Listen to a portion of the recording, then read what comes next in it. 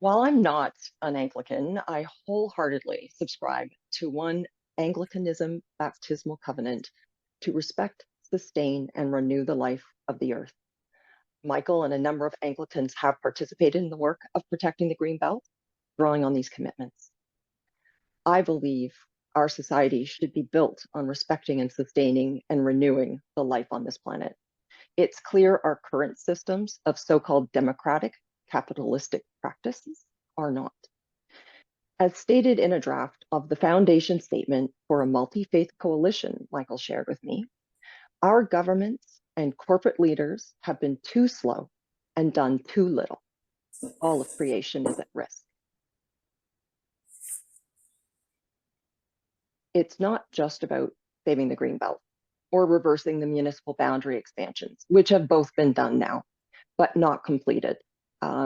There's going to be a lot of work involved there. But it's about shifting societal values to align with this covenant so we don't have to be activists. This presentation is made up of information that helped me reshape my own values and inspired me to become an activist.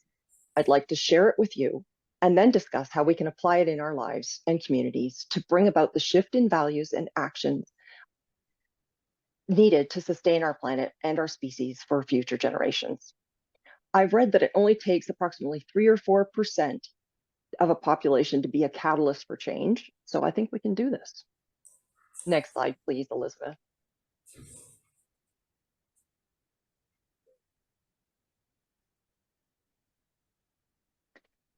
For the most part, our society operates as if humans are superior in every way, and that everything else in our universe is here to serve us and our needs. We have been displacing everything around us for our own comfort and convenience for hundreds, if not thousands of years. Unlike many Indigenous cultures who lived as part of their environment, we displace and abuse ours. Even the way we measure our society's gross domestic product is skewed by this perspective. But what if we operated as equals? If we lived consciously as a part of this intricate, fabulously complex system, recognizing that each component is critical to the whole, that each component must be cared for and do well for each and every one of us to prosper. Climate change is making this abundantly clear, and that we cannot survive in isolation. Next slide, please. This is the donut economic model designed by Kate Rayworth on the left. I'm a huge fan. These diagrams were taken from a presentation introducing the core concept of the donut economic model. It reflects a more accurate view of the relationships that affect not just our economic well-being, but also our social and environmental well-being. Disasters typically result in higher GDP because of the economic stimulus of the recovery. I could spend a whole session introducing and discussing this model, but not our intention today. So I've put a link in the handout to what's called the DEAL, the Donut Economic Action Lab website. And there are all kinds of fabulous videos and resources for you to delve into more about the donut economic model. I do know that Nanaimo in BC is employing the donut economic model in their municipality. Not sure how successful that's been. I haven't seen any reports yet, but I'm fascinated to watch. Next slide, please. I'm just saying we're going to send that resort. Each of the people who signed up will get that resource page at the end. So I don't actually have it in chat. Yeah, and we don't have to put it in chat. I'm actually going to send you all the slides and the resources that generated the slides so you can pick and choose what you'd like to look at. Exactly. Okay, thanks for that. Thank you. Next slide. Yeah, perfect. Sustainable Development Goals. Many of you may think of this when you hear the word sustainable development. Those, of course, are the 17 goals from the 2030 Agenda for Sustainable Development, adopted by all United Nations members in 2015. This is definitely getting us much closer to our future baptismal covenant. In a quote on the UN website, it says, "They help us recognize," referring to the SDGs, "that ending poverty and other deprivations must go hand in hand with strategies that improve health and education, reduce inequality, and spur economic growth." all while tackling climate change and working to preserve our oceans and forests. So here, it would seem we're starting to see a shift in values from our individualistic to the collective. But we haven't seen a lot of actual boots on the ground making this shift. It's all very theoretical and policy. Next slide, please. Oh, sorry, I need to go back. No worries. Okay, slide control back. Oh, golly, I'm gonna have to. You can stop and restart if you want. We can just I'm gonna cursor have to through do them. that. Yeah, Sorry. no worries. Thank you. You know, when you're in full screen. Mm-hmm. Okay, stop share. Sorry about that.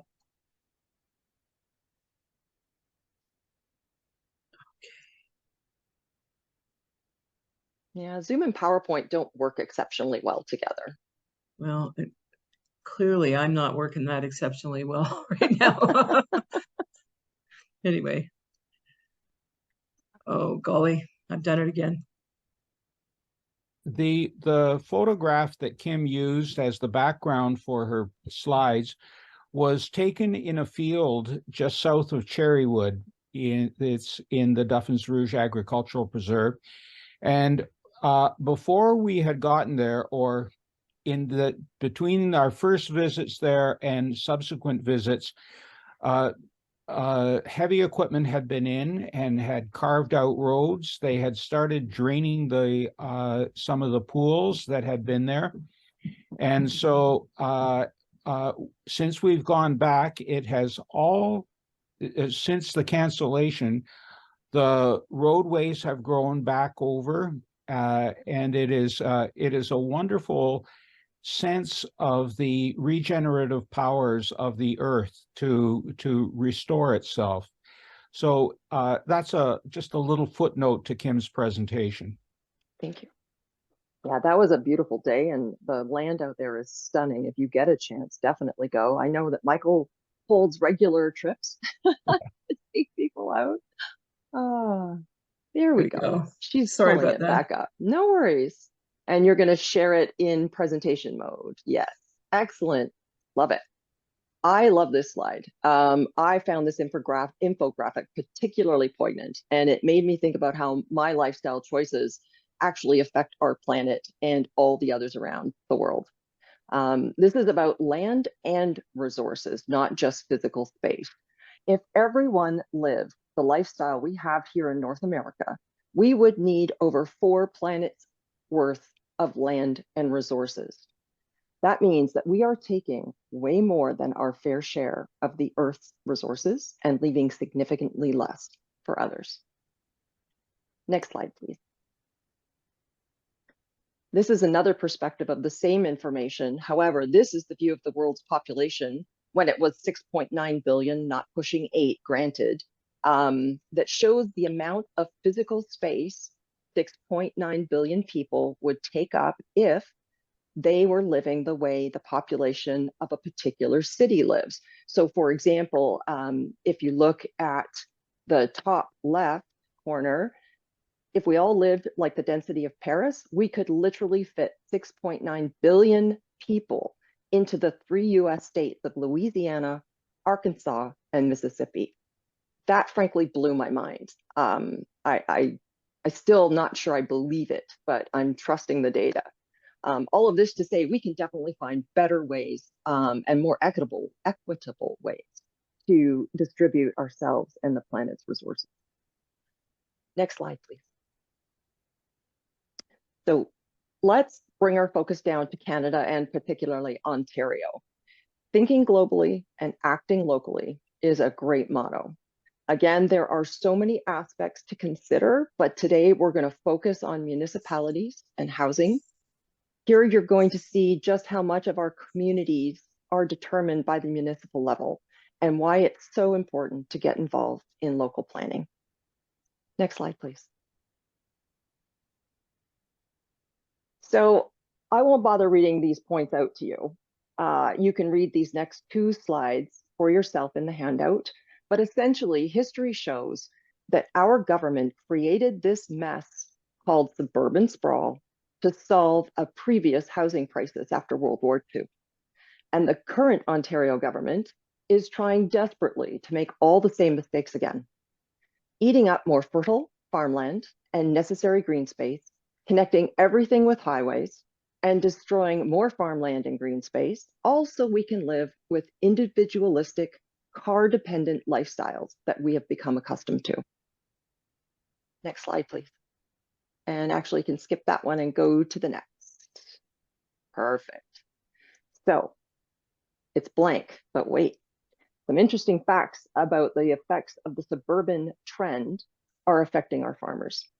According to the latest census of agriculture data, we are losing 319 acres of farmland every day. That's equivalent to 9 family farms a week. Go ahead, Elizabeth, and hit enter, and you'll have to do that 9 times. That's fine. Keep hitting it. Keep hitting enter. Yep. 4, Perfect. 5, 6, 7, 8, 9. The average family farm is 243 acres. We're losing 9 of them every week. Next slide, please. This is a crazy statistic. Go ahead and hit it again. Oh, what Back. happened there? Well, I don't know why the graphic didn't come up properly. I don't know either. Okay. You should be able to hit your control and backspace to move back a slide, I believe. Okay. Try it. Okay. Control and Backspace. yeah, that didn't Not work. working. Okay. I'm sorry. Okay, that's okay. You know what I'll do is, just to save us time, while you are pulling up the slide again, because I do want people to see it. Why? Is it this Oh, one? Some no. interesting facts or no? Yeah, go ahead, hit again. Yes, perfect. Just stay there. Apparently my other graphic didn't save for some reason, so we're not going to worry about it. Okay. It's very hard to see, but you can barely see a red line around a bunch of the actual regions or municipalities. What this shows is that new highways built since 1996, only 27 years, we have eaten up over 2 million acres of productive farmland. That's more than the size of Toronto and the regions of Peel, Halton, Waterloo, Hamilton, and Niagara combined. Only 5% of farmland is Class 1, which Michael was referring to earlier. And it's the best for growing food. And most of that 0.5% of Canadian farmland is in Southern Ontario, and we're building on it. Next slide, please. Great, thank you. I've made some very good friends and allies at the Halton Region Federation of Agriculture during my time on the Stop Sprawl Halton campaign. They've taught me about the dangers and difficulties of farming in what they call the urban shadow, or farming in the immediate vicinity of suburbs. I have also heard some heart-wrenching stories about the effects of litter, trespassing, road safety. There are actually fields that cannot be worked because farmers can no longer get their equipment to them. I encourage you to connect with the Ontario Federation of Agriculture and find out more about this precious resource in Ontario. Next slide, please. Kim, just while you're talking about that, I'll add another one. In the area of Milton, there were farms that had been long-standing, and new housing developments were put in across the street from some of the farms. And so this is the urban-rural interface. And so when the farmers went out to harrow the land and prepare it for seeding, they kicked up dust, and it became airborne. And the neighborhood community complained about them doing it. You know, it was an additional insult to their work. It's incredible. Yeah. He was there first, bottom line. And we need food. I don't understand. But Thank you, Michael, for sharing that. I actually don't think I knew that, so that's very interesting. So what is a sustainable neighborhood or a 15-minute city? And don't confuse that with the nonsense that's going on in the UK and these policies that are talking about preventing people from leaving their neighborhoods. It's just ridiculous. That's all propaganda. That is not what a 15-minute city is. Here's a picture for you. I like to imagine a 20-minute walk to work under a canopy of leafy trees on a main street in your neighborhood. You pass a mix of restaurants, businesses, amenities along your route. You wave to a neighbor as you enter your favorite cafe to pick up your coffee. The noise and pollution of combustion engines is no longer audible.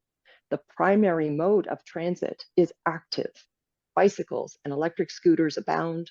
Cars have been relegated to a limited network on the outskirts of our communities, which are surrounded by farms supplying local produce.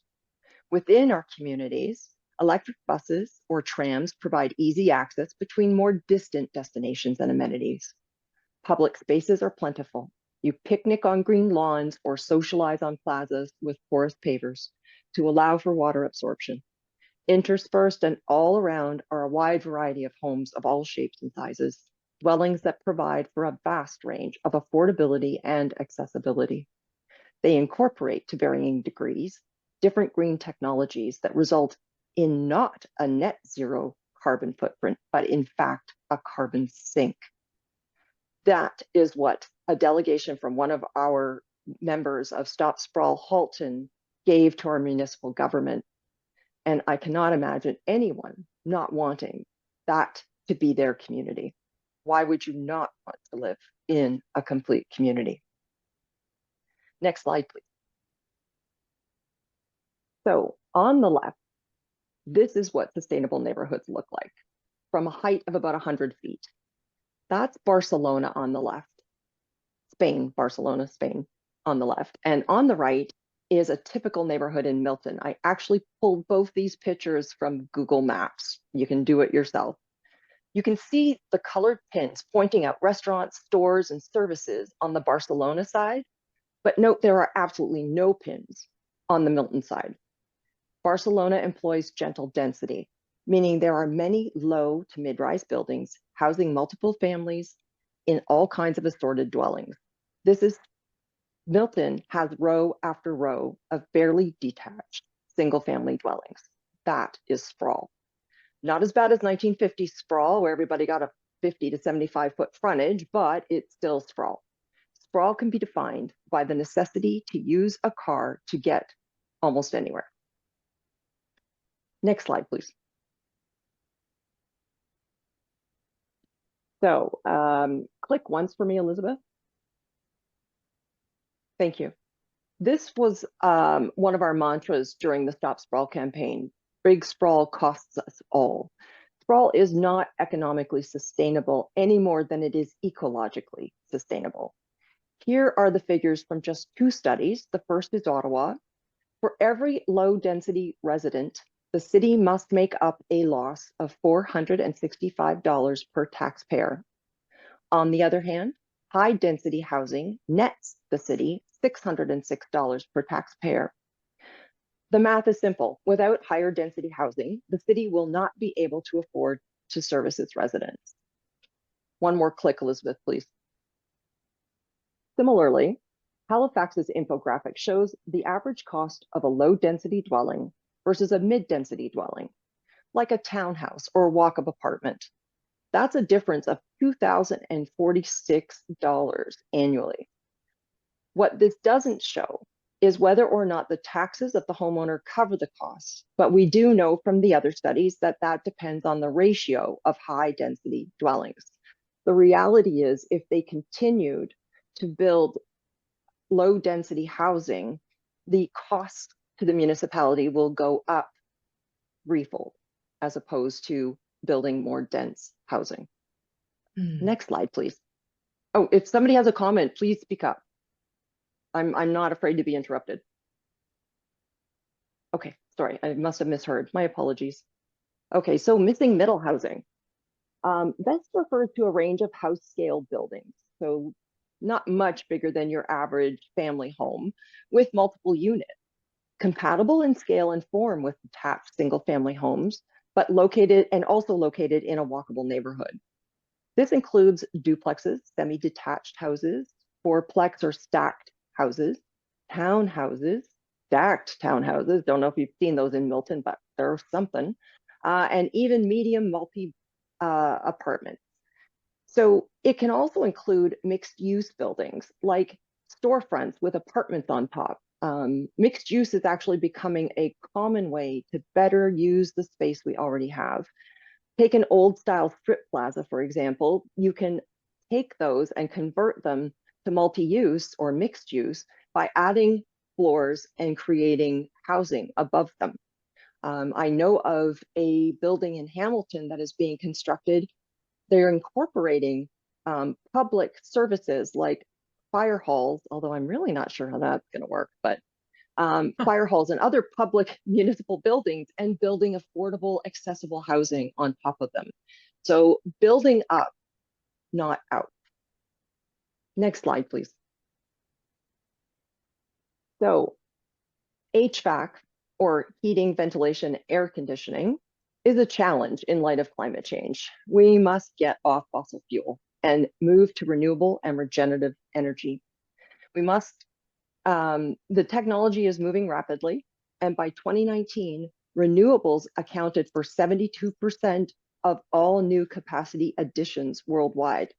This is not happening in Ontario or Canada, and it won't happen until our governments set and execute appropriate policy. We're not going to do this voluntarily. It is going to be painful, but it is a necessity. While we continue to fight for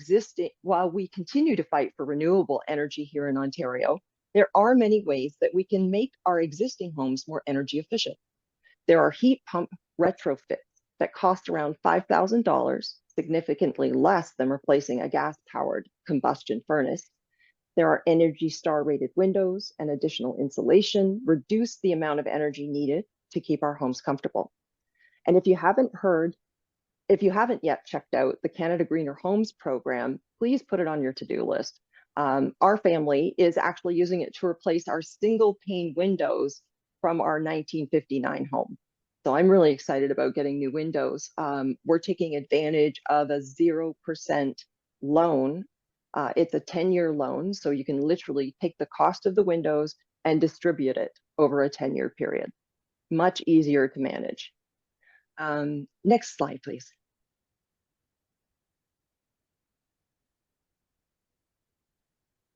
Okay. Oh, I missed a slide. There's supposed to be a recap, so don't worry about it, Elizabeth. Just leave it. I'm going to read this anyway, and then we'll go on to shifting our values. Imagine the municipalities slide again, back at slide 7. In summary, we need to get involved in municipal planning and hold our governments accountable for the necessary work to reduce our carbon footprint and mitigate the inevitable effects of climate change in our communities.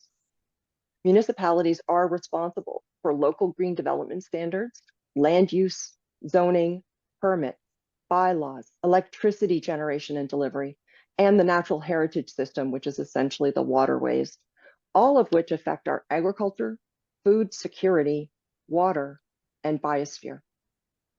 Fun fact, on average, every $1 spent on ecosystem restoration gives a return of approximately $10 in ecosystem goods and services.